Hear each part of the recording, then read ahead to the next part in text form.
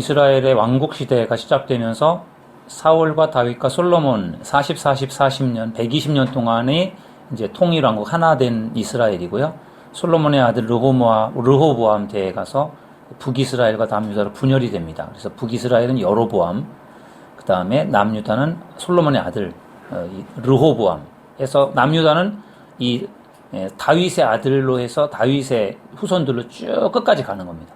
북이스라엘은 계속해서 정권이 바뀝니다. 그러면서 결국은 다 멸망을 당하게 되죠. 사무엘상의 중심 인물은 누구였죠? 사울이었죠. 사무엘상은 사울의 이야기를 보시면 됩니다. 사무엘하는 다윗의 이야기였죠.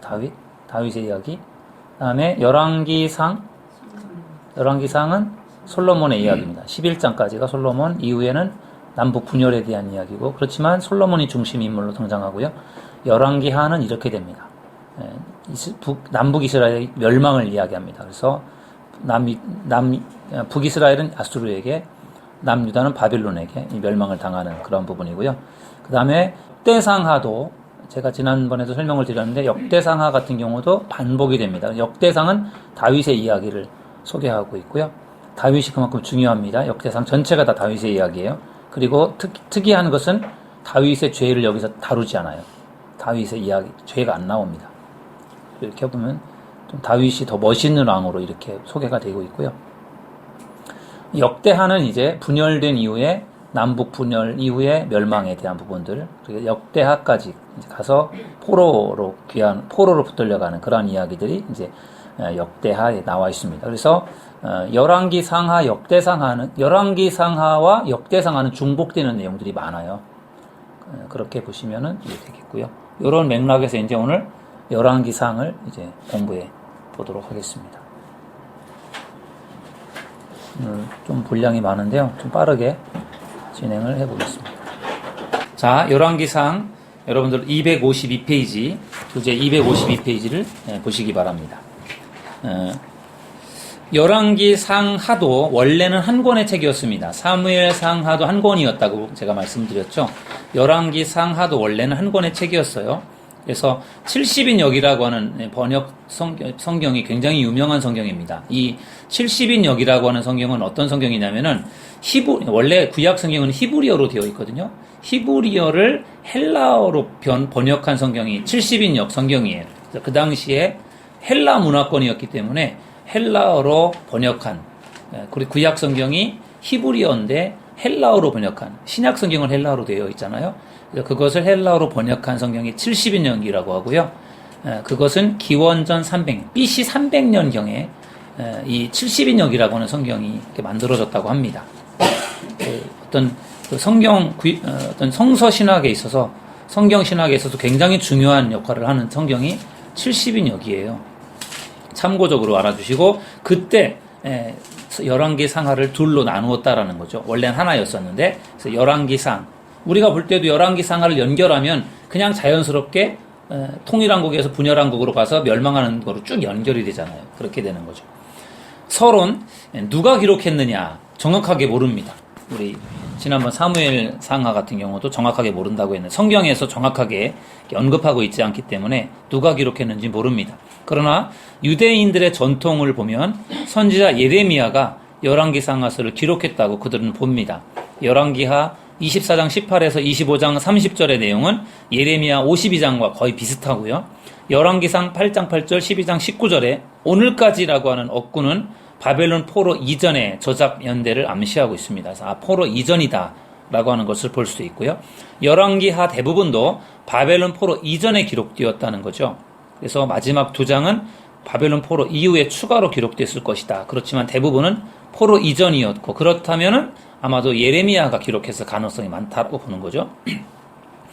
나번 열왕기상하에는 몇 가지 역사 기록들이 등장합니다. 그래서 솔로몬의 실록, 이스라엘 왕 역대 지략, 유다 왕 역대 지략, 그 다음에 이 기록들은 사관이 기록한 공식적인 궁정 기록의 일부였을 것이다. 그렇게 보는 거죠. 정확하게는 모르지만 아마도 예레미야가 쓰지 않았을까, 그렇게 보고 있고요. 그 다음에 언제 기록되었느냐. 다루는 연대는 열왕기상은 주전 971년에서부터 852년까지 120년 동안의 역사를 기록하고 있고요. 주전 971년에는 솔로몬이 왕위에 오르게 되고 주전 931년에는 남북 왕국이 분열이 되고요. 주전 852년에는 북왕국 아하시아 왕이 통치하는 시기까지 열왕기상이 거기까지가 다뤄집니다. 그리고 이제 열왕기상 1장부터 11장까지 절반은 40년 동안의 솔로몬 통치 기간을 다루고 있고 12장부터 22장까지 나머지는 북왕국의 아하시아 왕까지 이어지는 약 80년 동안의 분열 왕국의 역사가 거기에 기록이 되어 있습니다. 기록 연대는 열왕기 상하에서 다루는 내용은 여호야킨 왕이 석방되는 사건으로 끝이 맺어지고요. 그 다음에 고레스 왕, 바사 왕이죠. 고레스 왕의 조서에 대해서 언급되어 있지 않은 것을 볼 때 아마도 그 이전에 열왕기 상하가 기록됐을 것이다. 그렇게 추정을 합니다. 어디서 기록되었느냐? 가나안 땅에서 기록되었죠. 254페이지를 보시면 무엇을 기록했느냐? 주제와 관한 것인데요. 무엇을 기록했느냐? 언약 준수의 주제가 언약 준수입니다. 그래서 계명을 기억해라. 다윗의 언약을 기억해라. 율법, 그런 이야기들이 나오는 게 그 언약 하나님께서 다윗 왕을 통해 축복해 주시겠다라고 약속했던 그런 언약들을 지키라고 하는 것이 강조되고 있습니다.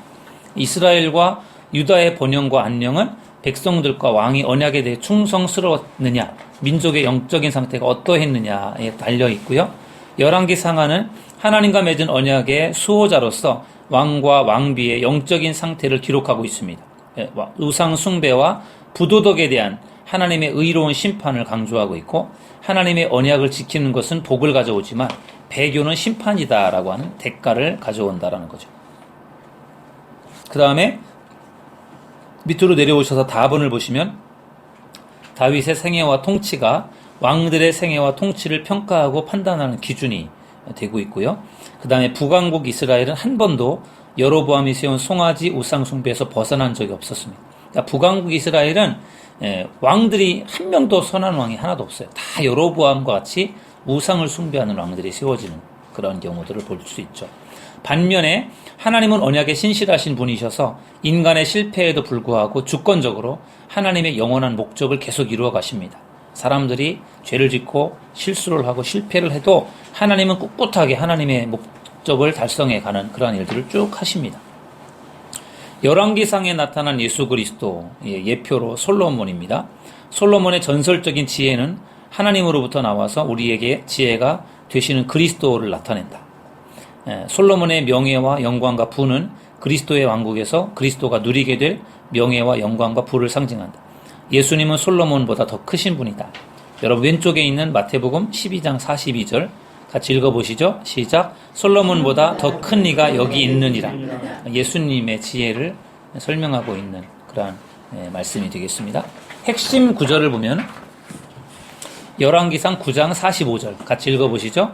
내가 만일 내 아버지 다윗이 행함같이 마음을 온전히 하고 바르게 하여 내 앞에서 행하며 내가 내게 명령한 대로 온갖 일에 순종하여 내 법도와 율례를 지키면 내가 내 아버지 다윗에게 말하기를 이스라엘의 왕위에 오를 사람이 내게서 끊어지지 아니하리라 한 대로 내 이스라엘의 왕위를 영원히 견고하게 하려니와.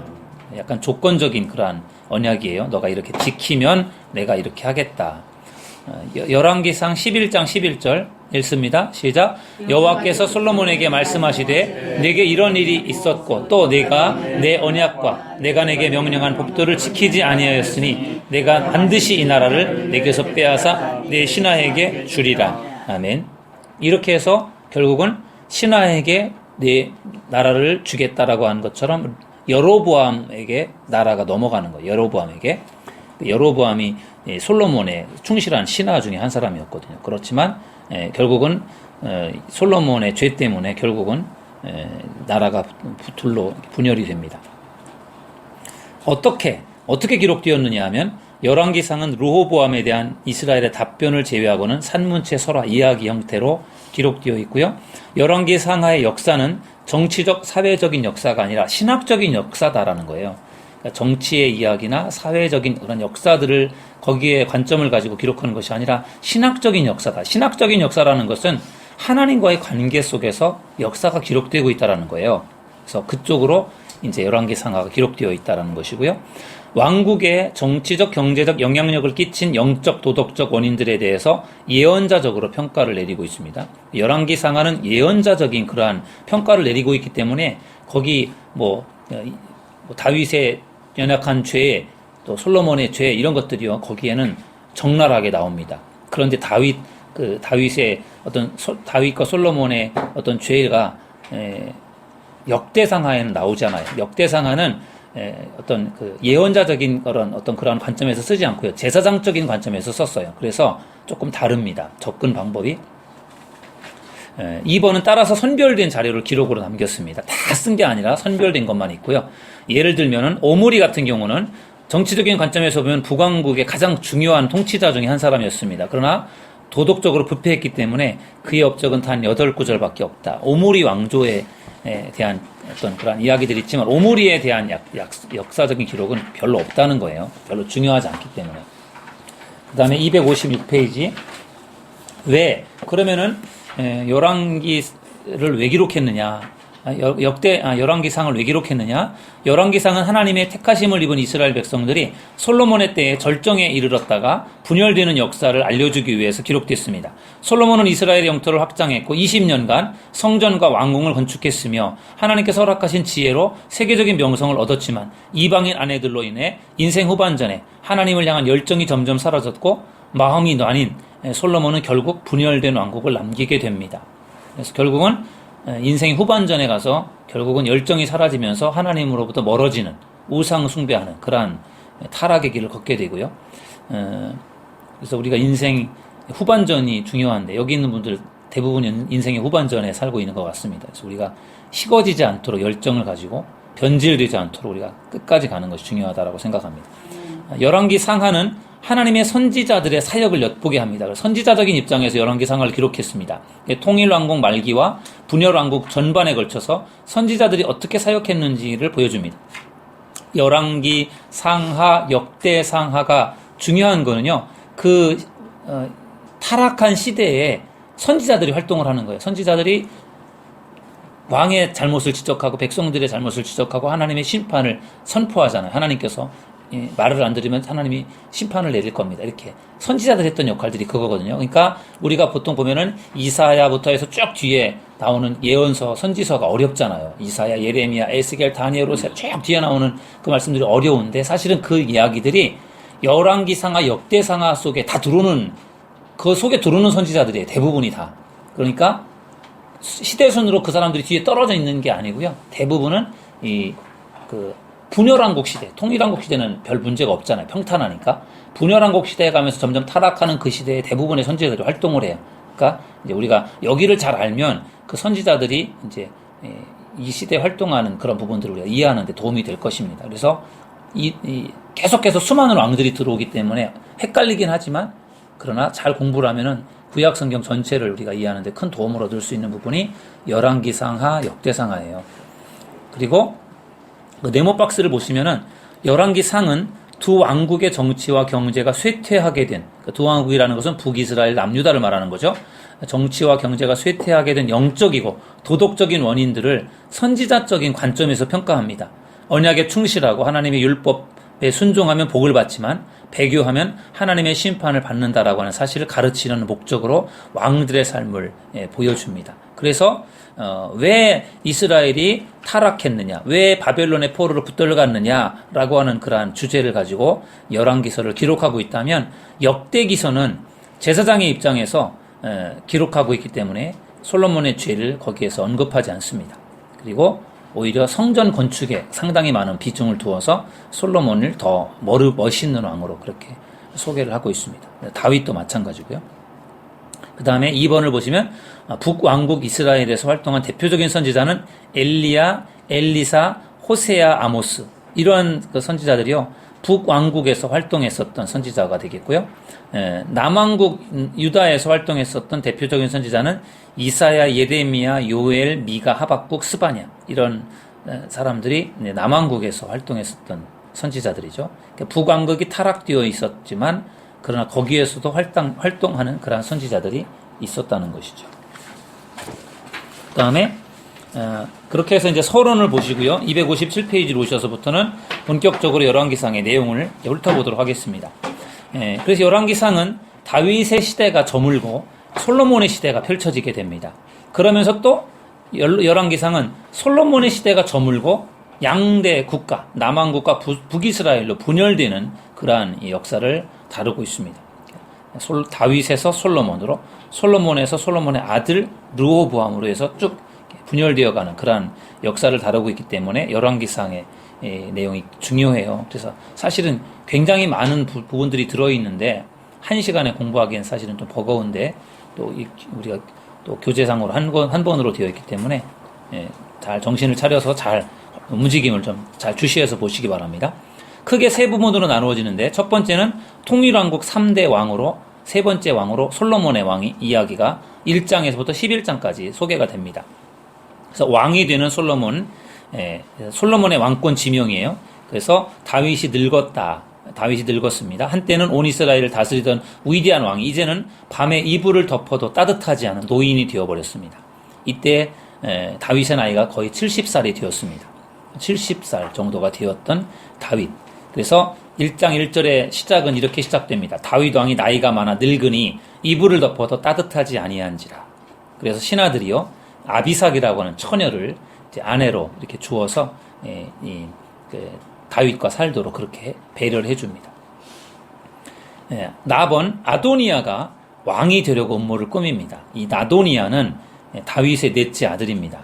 그리고 반역을 꾸미는 거죠.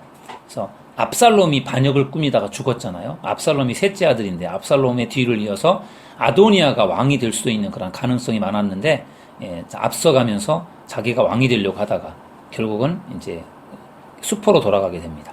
아도니아는 정상적인 정책을 따르면 다윗의 왕위를 계승할 수 있는 4번째 순위였습니다. 두 형 암논, 압살롬이 이미 세상을 떠난 상태였기 때문에 왕위에 오를 수 있는 가능성이 컸습니다. 그래서 여기에 아도니아가 왕이 되려고 음모를 꾸밀 때 군사령관 요압이 지지를 합니다. 그리고 당시 제사장 아비아달이 거기에 지지를 합니다. 그러니까 아도니아가 반역을 일으킬 수 있는 조건을 갖춘 거죠. 군부의 지지를 얻었죠.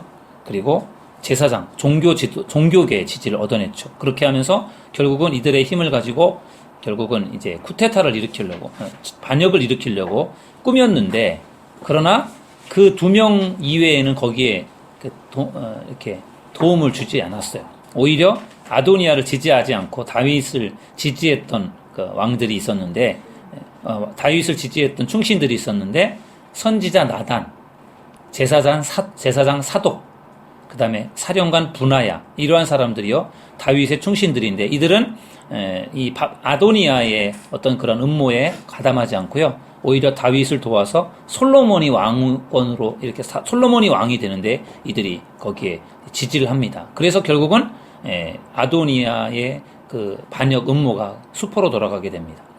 2번을 보시면 아도니아는 압살롬의 선례를 따른 것 같다. 당연히 그 다음 단계는 다윗 왕과 다른 왕의 계승자들을 죽이는 것이었습니다. 죽이고 이제 왕이 되려고 하는데 그게 결국은 발각이 되어서요. 결국은 그것이 결국은 이제 수포로 돌아가게 되죠. 그래서 다윗은 나이가 들어서 아도니아가 지금 반역을 꾸미고 있는 것을 몰라요. 다윗은 전혀 눈치채지 못하고 있고요. 그것을 나단 선지자가 알아챕니다. 그래서 나단 선지자가 밧세바를 통해서요. 다윗에게 이러한 아도니아의 계획을 알리게 되고요. 그것으로 인해서 결국은 반역을 이렇게 저지하게 됩니다. 그래서 이 아도니아가 굉장히 외모가 좋다, 굉장히 출중하다라고 성경이 말씀하고 있고요. 그렇지만 결국은 내적으로는 준비되지 않은 그러한 사람이었습니다. 그래서 결국 그렇게 해서 이제 그도 결국 죽게 되죠. 258페이지를 보시면 그렇게 해서 이제 결국은 서둘러서 솔로몬을 왕으로 세웁니다. 그래서 솔로몬이 왕이 되고요. 나단 선지자가 여호와께서 기뻐하시는 방향으로 왕의 계승이 이루어지도록 돕습니다. 나단이 아주 지혜롭게 일처리를 해서 솔로몬을 이제 왕으로 세우게 되죠. 원래 다윗도 솔로몬을 왕으로 세우려고 했었던 거죠. 아도니아가 여기에 복종을 해서 결국은 이제 솔로몬이 왕이 되죠.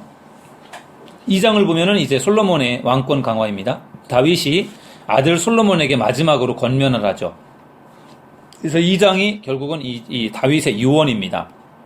여러분 왼쪽에 밑에 쪽에 있는 2장 2절에서 3절 말씀을 한번 읽어보실까요? 같이 시작. 내가 이제 세상 모든 사람이 가는 길로 가게 되었노니 너는 힘써 대장부가 되고 내 하나님 여호와의 명령을 지켜 그 길로 행하여 그 법률과 계명과 율례와 증거를 모세 율법에 기록된 대로 지키라. 그리하면 내가 무엇을 하든지 어디로 가든지 형통할지라. 아멘. 결국은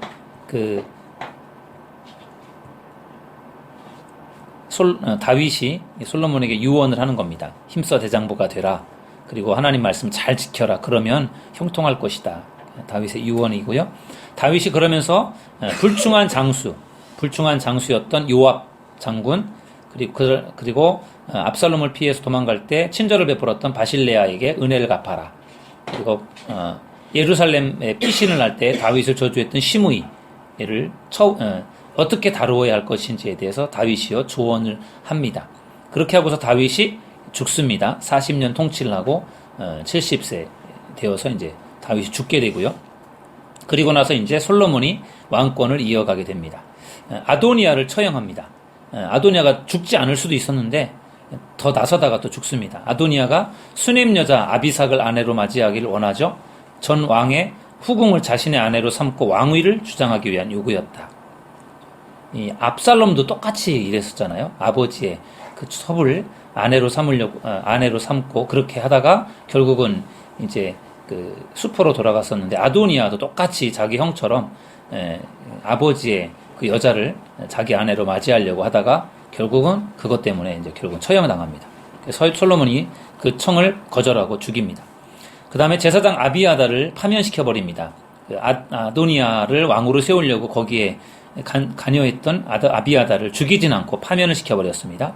압살롬의 반역 때 다윗에게 충성을 다했지만 아도니아 편에 서서 왕을 세우려고 했던 것 때문에 파면당하게 되고요. 그러면서 제사장 아비아달 그 어떤 제사장이 이제 파면을 당하면서 거기에서 제사장이 이제 나오지 않게 되고요. 그 다음에는 사독 제사장 계통으로 넘어가게 됩니다.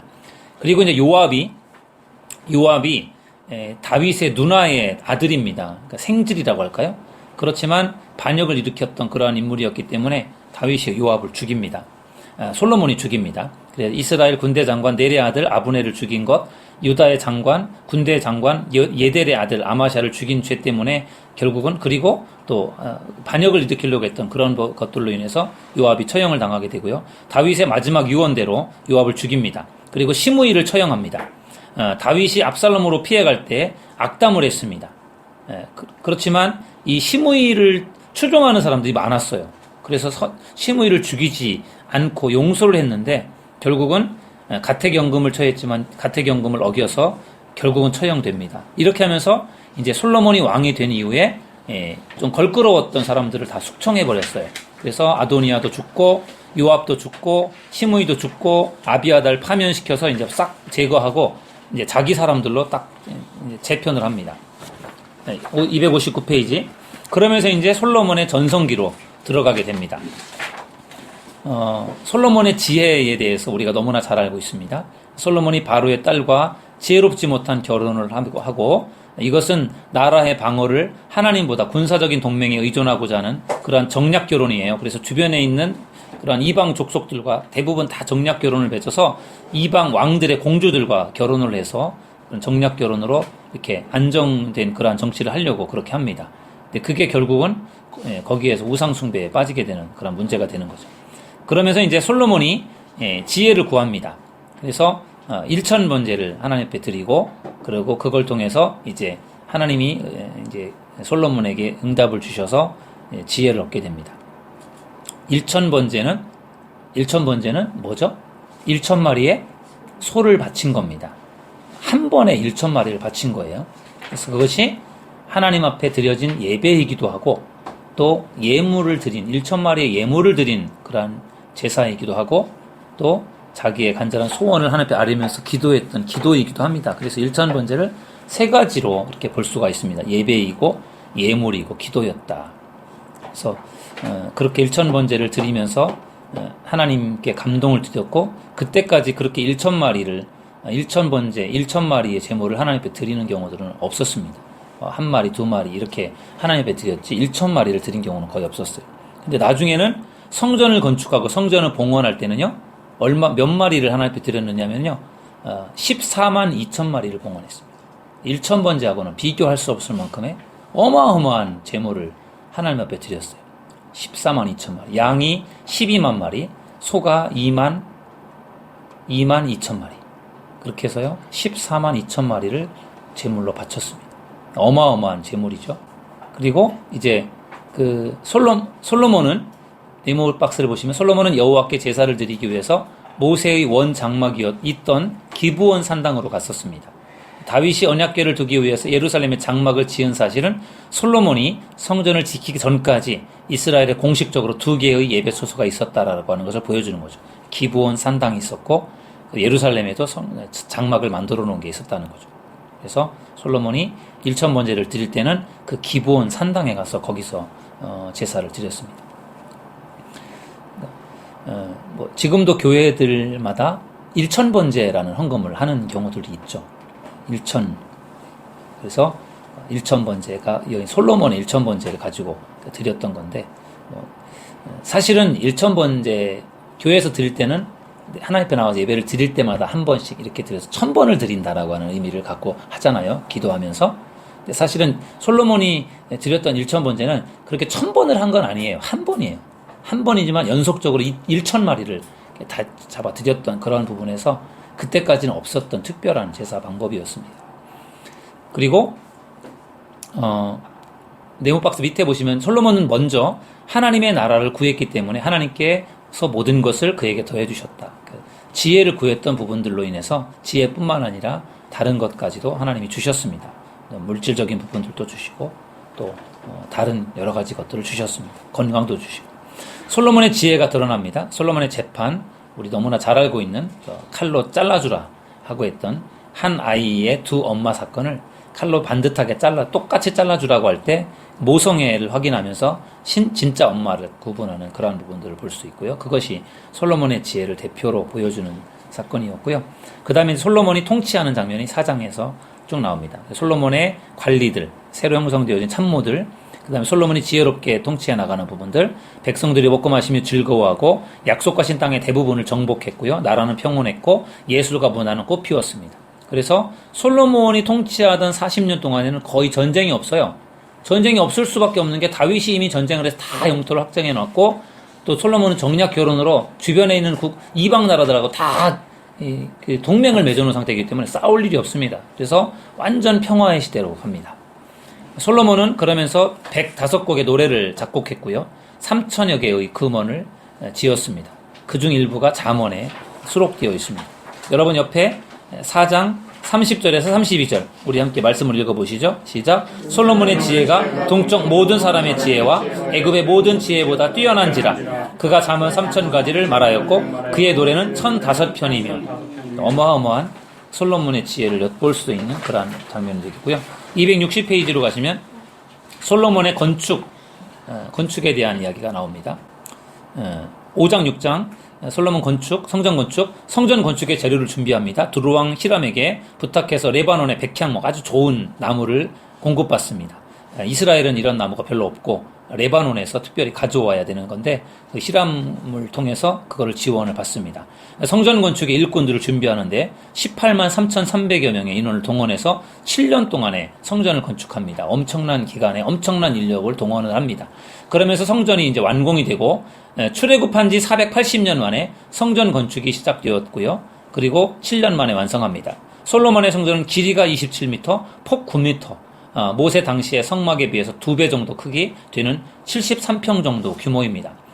저희 교회 2층 본당을 딱 보면 거의 똑같다고 보시면 됩니다. 그 정도 사이즈로 솔로몬의 성전이 만들어져 있었고요. 솔로몬은 다윗이 하나님께서 주신 영감으로 설계를 했고요. 그 설계대로 솔로몬이 건축을 했습니다. 다윗 언약을 재확인해 주었고 슬프게도 성전은 380년 동안만 지속되었고 바벨론이 주전 586년에 성전을 무너뜨립니다. 그래서 성경에 기록된 성전은 3가지가 있습니다. 제일 처음에 솔로몬 성전, 솔로몬 성전은 586년에 바벨론에 의해서 파괴가 되었고요. 두 번째 성전은 수룹바벨 성전입니다. 바벨론의 포로로 붙들려 갔다가 다시 70년 만에 본국으로 돌아올 때 수룹바벨이 중심이 돼서 와서요, 성전을 새로 재건을 합니다. 그래서 솔로몬의 성전에 비해서는 아주 초라했지만 그래도 성전, 두 번째 성전으로서 그렇게 지어지게 되었고요. 그리고 나서 세 번째 성전은 주전 20년에 건축을 시작해서 주후 64년까지 꽤 오랜 시간 동안에 걸쳐서 건축한 헤롯 성전, 그것이 성경에 나오는 세 번째 성전이 되겠습니다. 64년에 준공을 했는데요. 70년에 로마 티투스 장군에 의해서 파괴됩니다. 그러면서 성전이 다 무너져 버리게 되었고요. 지금 보면은 성전이 이제 지금은 없죠. 다 무너져 버린 상태로. 그래서 이제 성전이 그렇게 성경에 나오는 성전은 세 가지, 솔로몬 성전, 수룹바벨 성전, 헤롯 성전, 이렇게 세 가지가 있게 되겠습니다. 그 다음에 왕국 건축입니다. 성전이 건축된 이후에 곧 이어서 솔로몬은 왕국을 건축합니다. 성전의 2배에 달하는 왕궁을 13년에 걸쳐서 성전을 건축을 합니다. 그래서 결국 솔로몬은 40년 통치 초기에 20년을 건축 사업에 투자를 하는 것이죠. 그러면서 결국은 여기에 상당히 많은 국민들이 세금을 내고 또 노동력 착취를 당하고, 그래서 여기에서 굉장히 사람들이 지쳐버립니다. 그래서 그것 때문에 결국 불만이 생기게 되고 어려움을 겪게 됩니다. 성전 장식과 봉헌, 언약궤를 성전으로 옮겨놓고 하나님의 영광이 다시 돌아오고 솔로몬의 설교, 그리고 솔로몬의 기도로 이렇게 연결이 되는 말씀이 되어 있습니다. 그 다음에 261페이지, 솔로몬은 성전을 통해서 열방이 하나님께로 돌아오기를 원했습니다. 솔로몬 성전은 제사장 나라가 될 근거가 된 것이고, 이 성전은 이스라엘 백성들만을 위한 종교적인 건물이 아니고 온 세계 열방이 하나님의 뜻을 알아가는데 이 성전이 쓰일 것이다 라고 그렇게 말씀하고 있습니다. 솔로몬 성전은 하나님 중심의 국가가 되기 위한 기반이 되었고요. 솔로몬이 축복하는 내용이 나와 있고 이스라엘이 기뻐합니다. 수많은 백성들이 모였고 성전 봉헌을 할 때 제물로 바쳐진 짐승의 수가 총 14만 마리를 넘었습니다. 14만 3,300마리. 14만 2천 마리. 14만 2천 마리가 결국은 제물로 바쳐지게 되었습니다. 어마어마한 제물로. 어떻게 하는 거예요? 드려. 그런 건 다 어떻게 하는, 죽이는 거예요? 당연하죠. 다 죽여서 제물로 바친 거죠. 그러니까 뭐 14만 마리를 죽이기 위해서 모든 레위인들이 다 총동원이 되어서 제물을 잡아서 그거를 불로 태웠겠죠. 솔로몬의 쇠퇴가 이제 9장에서부터 11장으로 쭉 연결이 됩니다. 여자 때문에 결국은 타락하게 되고요. 솔로몬의 죄는 크게 세 가지를 볼 수 있는데요. 하나는 여러분 교재에는 없어요. 거기 뭐 여백에다 써보십시오. 솔로몬의 죄는 첫째는 이방 여인과의 정략 결혼입니다. 이방 여인과의 정략 결혼을 통해서 우상 숭배에 빠지게 되고요. 두 번째는 이방 여인들에게 종교적인 자유를 줘요. 이방 여인들과 결혼을 했지만 그들이 이 우상 숭배를 못하게 막았어야 되는데, 그나마 그렇게라도 했어야 되는데 종교적인 자유를 줘서 마음껏 자기들이 전에부터 섬겼던 신을 섬기는 그것을 그냥 내버려 둡니다. 그러면서 거기에 자기도 빠져들게 되는 거죠. 세 번째는 20년 동안 과도한 건축 사업으로 백성들의 민심을 잃게 됩니다. 그래서 나중에 가서 그게 불만의 요인이 되고요. 아들 때에 가서 분열되는 그러한 결과를 초래하게 되었습니다. 열정을 가지고 아름다운 성전을 건축하고 성전 이후에 궁도 멋있게 지어냈지만 백성들을 달래지는 못했던 것 같아요. 다윗 언약의 반복입니다. 솔로몬이 성전을 중심으로 하나님의 앞에서 의롭게 행한다면 그의 왕위를 영원히 견고히 해주겠다, 그렇게 약속해 주셨고, 하지만 하나님만 경배하지 않는다면 비록 이 성전이라 할지라도 던져버리시겠다라고 하나님께서 경고도 주셨습니다. 언약에 불순종하는 솔로몬이에요. 이스라엘의 도시들을 팔았습니다. 그래서 갈릴리 땅의 성읍 20곳을 백향목과 잣나무 대금으로 두로왕 히람에게 제공을 합니다. 잔류에 있던 가나안 사람들을 노예로 삼았고요. 262페이지로 넘어갑니다.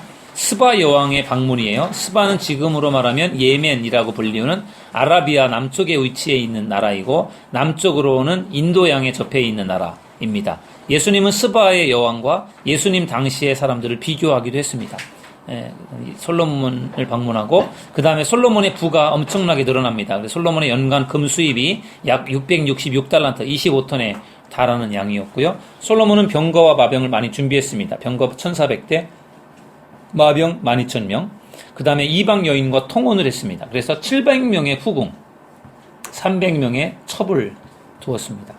700명의 후궁과 300명의 첩. 쉽게 말하면 후궁은 그래도 지위가 좀 있는 사람들이고 첩은 지위가 좀 낮은 사람들, 그렇게 보시면 되겠죠. 어떤 그 이방의 어떤 공주들이라든지 아니면 좀 귀족들이라든지 이런 경우는 후궁, 그 다음에 좀 지위가 없는 사람들은 첩. 솔로몬은 자신의 부를 이용해서 자신을 우상숭배하게 만든 많은 이방 아내들을 얻게 됩니다. 가장 지혜로운 사람이 노년에 어리석은 사람처럼 행동하게 된 것은 역사의 아이러니, 이해가 안 되는 부분이라는 거죠. 솔로몬이 어리석은 길로 빠져들기 시작한 때는 정확하게 여호와를 경외하는 것이 지식의 근본이거늘이라고 논리를 무시하기 시작한 때였다. 여러분 왼쪽에 보면 밑에 왼쪽 중앙에요. 11장 1절에서 3절 말씀이 있습니다. 한번 성경을 같이 읽어보실까요? 시작. 솔로몬 왕이 바로의 딸 외에 이방의 많은 여인을 사랑하였으니 곧 모압과 암몬과 에돔과 시온과 헷 여인이라. 여호와께서 일찍이 이 여러 백성에 대하여 이스라엘 자손에게 말씀하시기를 너희는 그들과 서로 통혼하지 말며 그들도 너희와 서로 통혼하게 하지 말라. 그들이 반드시 너희의 마음을 돌려 그들의 신들을 따르게 하리라 하였으나 솔로몬이 그들을 사랑하였더라. 왕은 후궁이 700명이요 첩이 300명이라. 그의 여인들이 왕의 마음을 돌아서게 하였더라. 네. 세계를 지배하는 것은 남자고 그러나 그 남자를 지배하는 것은 여자다.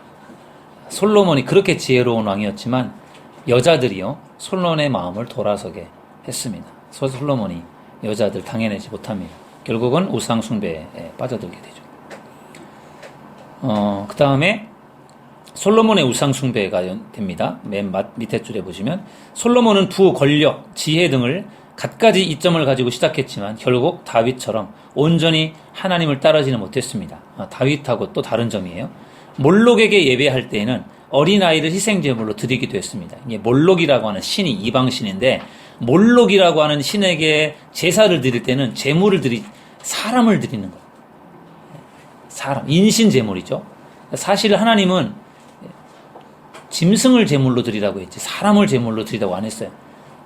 이삭을 제물로 드리라고 한 건 그건 이삭을 진짜 제물로 받으려고 한 게 시험하기 위한 것이었고 하나님은 제물을 소, 양, 염소, 비둘기로 딱 정해주셨잖아요. 이 몰록이라고 하는 신에게 제사하는 이방신들은요 어린아이를 제물로 바칩니다. 우리나라 또 보면은 심청전에 보면은 용왕에게 처녀를 바치는 그러한 인신 제물을 바치잖아요. 그게 이방신들의 특징 중에 하나이죠. 그래서 사람을 희생제물로 바치는 거예요. 거기에 우상숭배에 사람들이 빠져들어서요. 자식을, 어린이들을 막 제물로 드리는 거예요. 그게 말이 안 되는 거죠. 예루살렘은 일종의 우상 박물관이 됩니다. 수많은 이방 여자들이 들어와서요. 수많은 우상들로 완전 꽉 차버리게 되는 거죠. 263페이지. 언약 파기에 대해서 솔로몬을 징계하십니다. 그래서 하나님께서 책망을 하십니다. 네모에 보시면 왕국이 분열되는 이유입니다. 솔로몬은 말년에 이방인 여인 아내들로 말미암아 하나님의 성전에서 하나님을 예배하는 마음이 돌아선다. 결국 그의 나누어진 마음으로 인해 왕국이 나누어집니다. 하나님의 징계 하닷과 르손이 솔로몬의 대적이 되게 하셨습니다. 말씀은 단순히 하닷과 르손이 솔로몬에게 반기를 들었다고 이야기하지 않는다. 오히려 말씀은 여호와 하나님이 그 둘을 시켜 솔로몬을 대적하게 하셨다고 말합니다.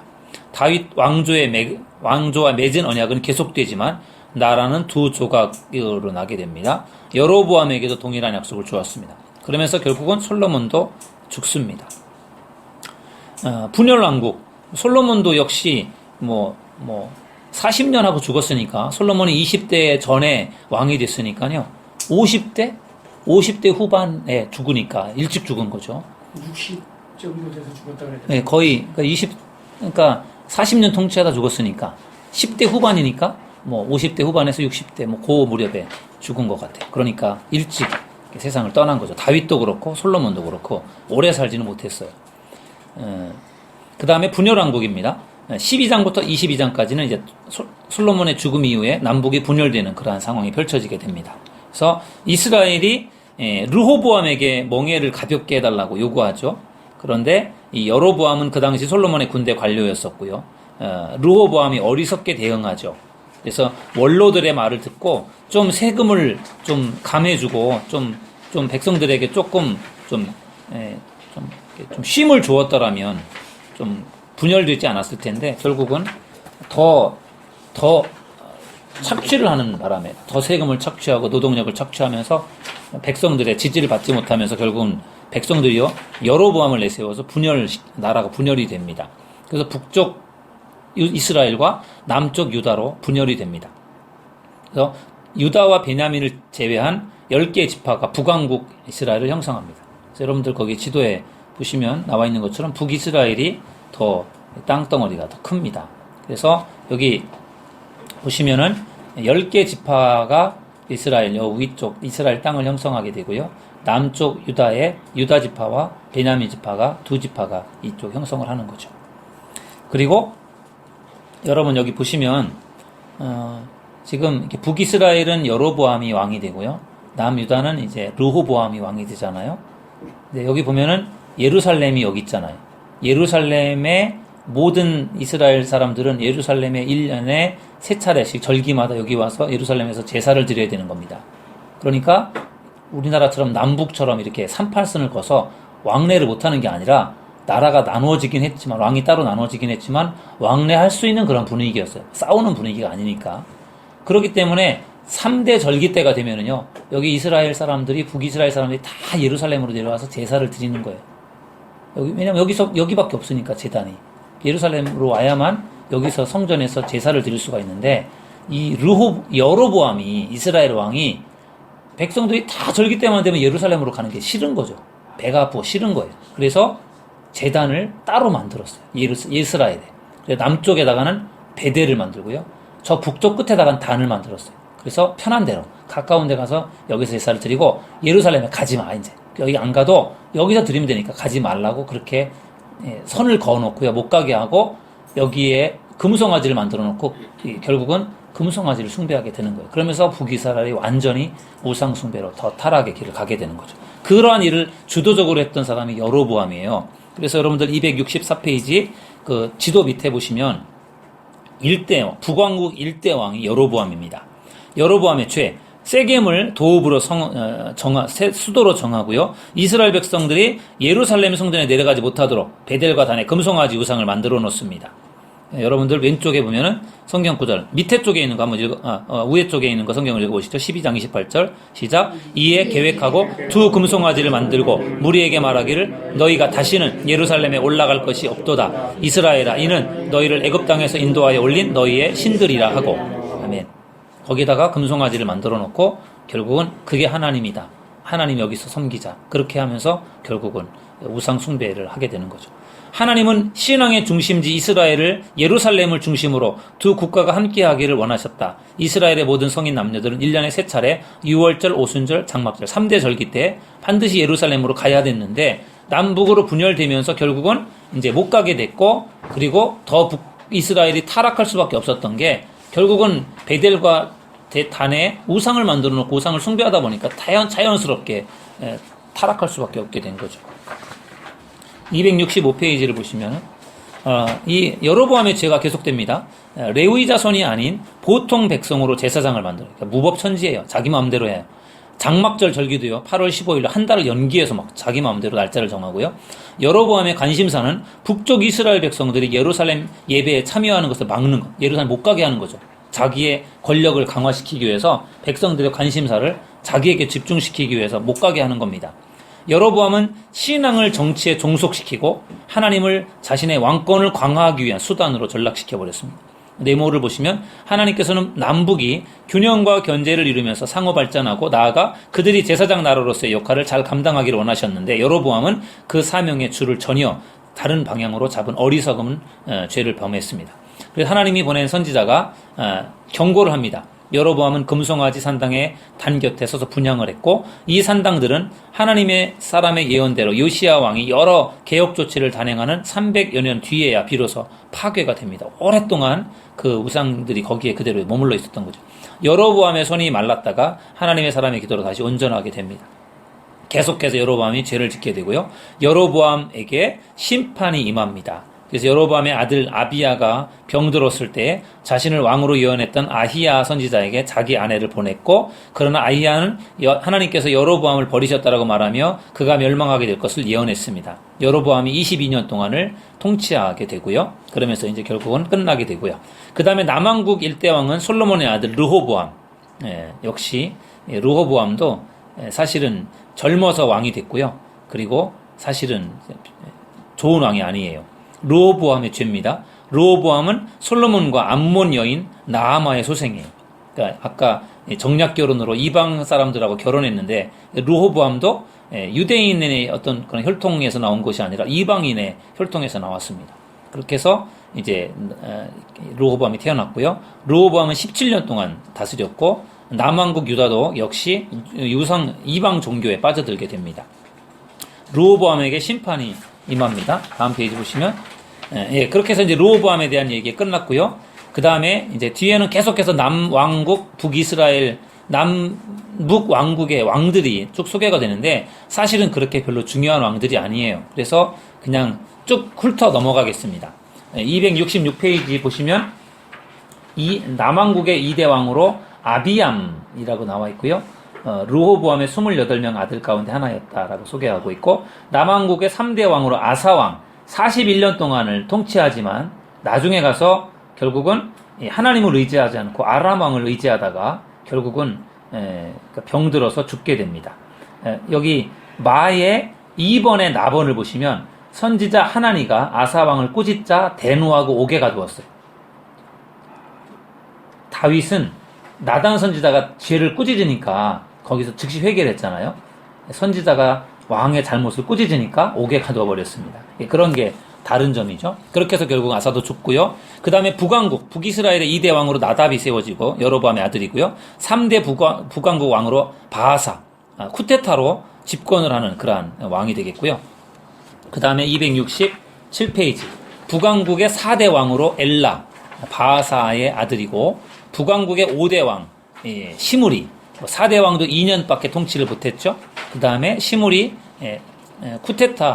쿠데타로 집권한 이후에 7일 동안만 왕위를 유지하는 사람이고, 불타 죽고, 그 다음 북왕국 6대 왕 오므리, 12년 동안 통치하고, 오므리 왕조 시작됩니다. 그리고 북왕국 7대 왕 아합, 오므리의 아들 아합입니다. 최악의 통치자.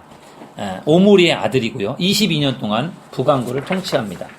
그 다음에 268페이지로 오셔서 아합을 보겠습니다. 아합의 죄예요.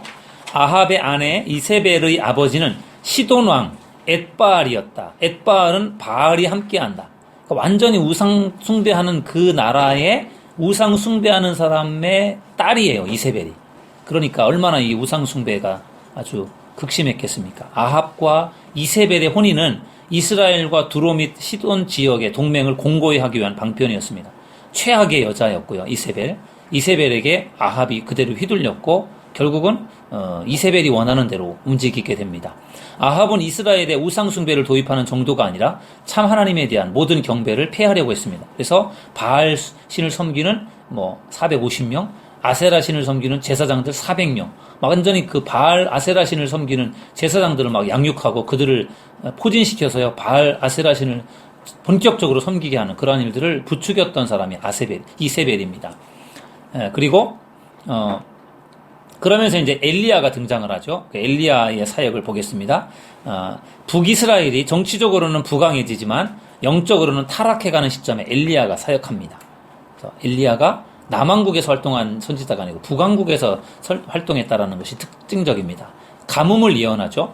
이 예언은 바알이 날씨를 좌우한다고 믿고 있는 바알의 추종자들을 향한 직접적인 도전이었습니다. 그 당시에 완전히 다 비를 내리는 신은 바알이다라고 생각했기 때문에 그렇게 믿고 있었는데 그게 아니다. 바알이 비를 주관하는 신이 아니고 하나님이 그것도 주관한다라고 하면서 가뭄이 계속되는 거죠. 3년 동안 계속 3년 6개월 동안 가뭄이 계속되었고 그 동안에 엘리야는 계속 지명 수배자로 도망 다닙니다. 하나님께서 엘리야에게 기적적으로 음식을 공급해 주셨습니다. 그릿 시내가에 있을 때 까마귀를 통해서 음식을 공급해 주셨고 사르밧 과부를 통해서요 음식을 제공해 주셨습니다.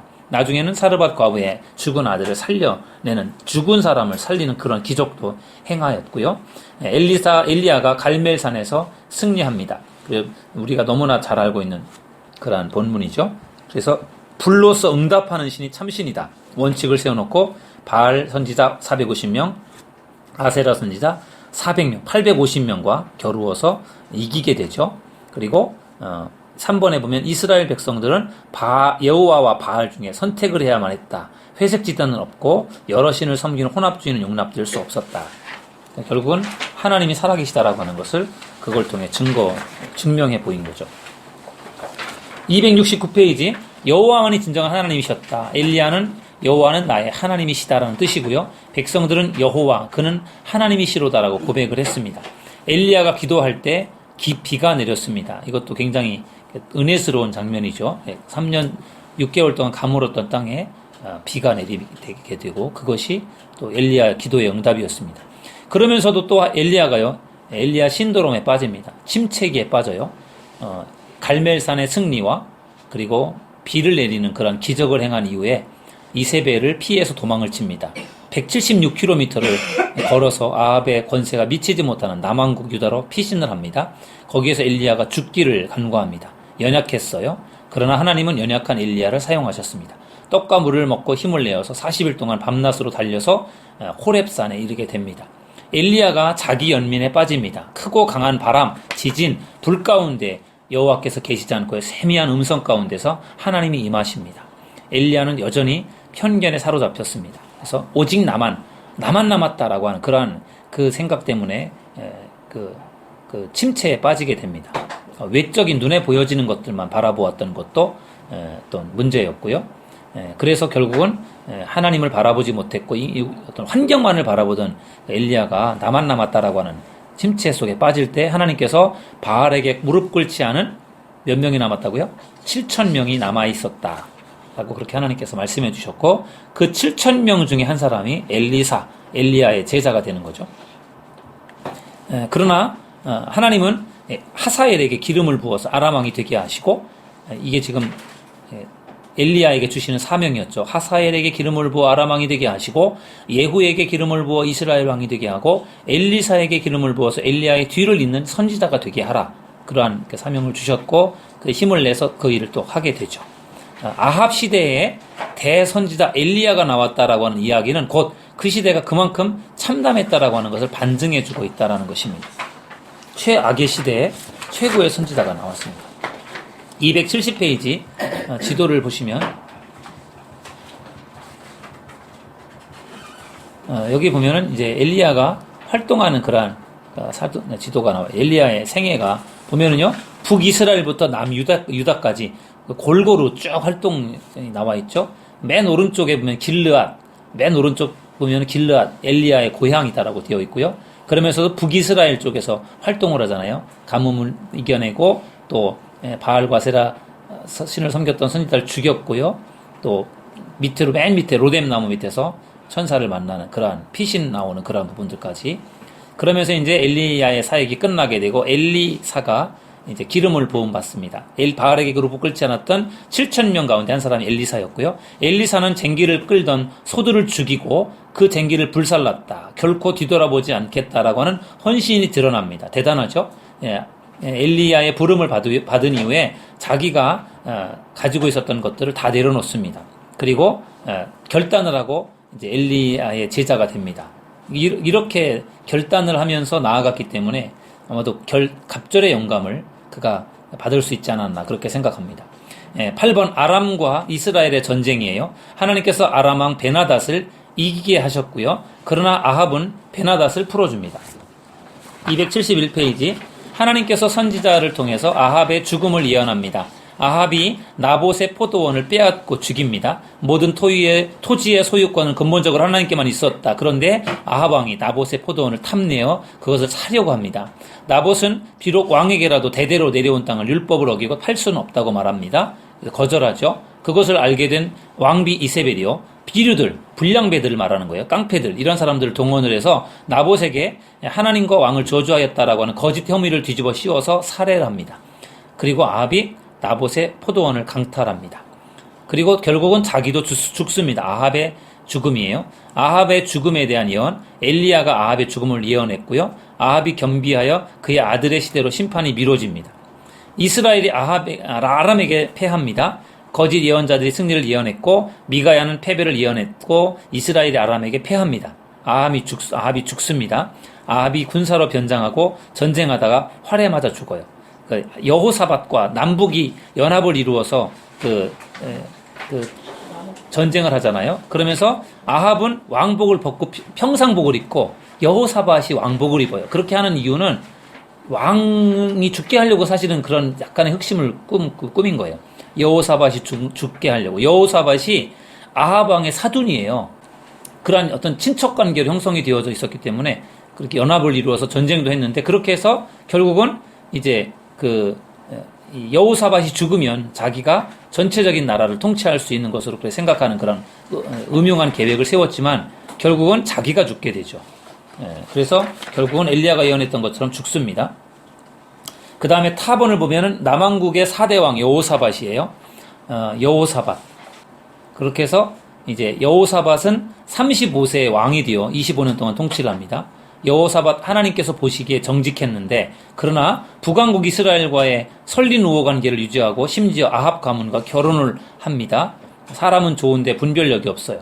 그렇게 하고 아합 왕과 함께 길르앗 라못을 공격해서 치는 것을 하나님이 원하지 않으셨는데 그것을 무리해서 이제 진행을 하게 되고요. 결국은 뭐 그것도 문제지만 아합 왕과 그 딸과 결혼하는 것도 가서는 안 될 일인데 결국은 거기에 이제 결혼을 하게 되고, 그런 것으로 인해서 결국은 또 뭐 이세벨의 딸이니까 뭐 얼마나 우상 숭배를 잘하겠습니까? 그것으로 인해서 결국은 걸림돌에 걸려 넘어지게 되는 것이죠. 그래서 이렇게 해서 이제 남왕국과 북왕국의 여러 왕들이 계속 교체되고 있는 것을 보고 있고요. 그 다음에는 열왕기 상에서 여기서 일단 끝났고요. 열왕기 하로 그대로 여기 왕들의 역사가 이어져 갑니다. 북왕국, 남왕국 이렇게 쭉 이어져 가기 때문에 다음 시간에 열왕기 하를 읽고서 우리가 거기에 대한 말씀들을 좀 나누면은 이제 왕들의 역사가 끝나게 될 거예요. 그래서 우리 열왕기 상 오늘 공부했습니다.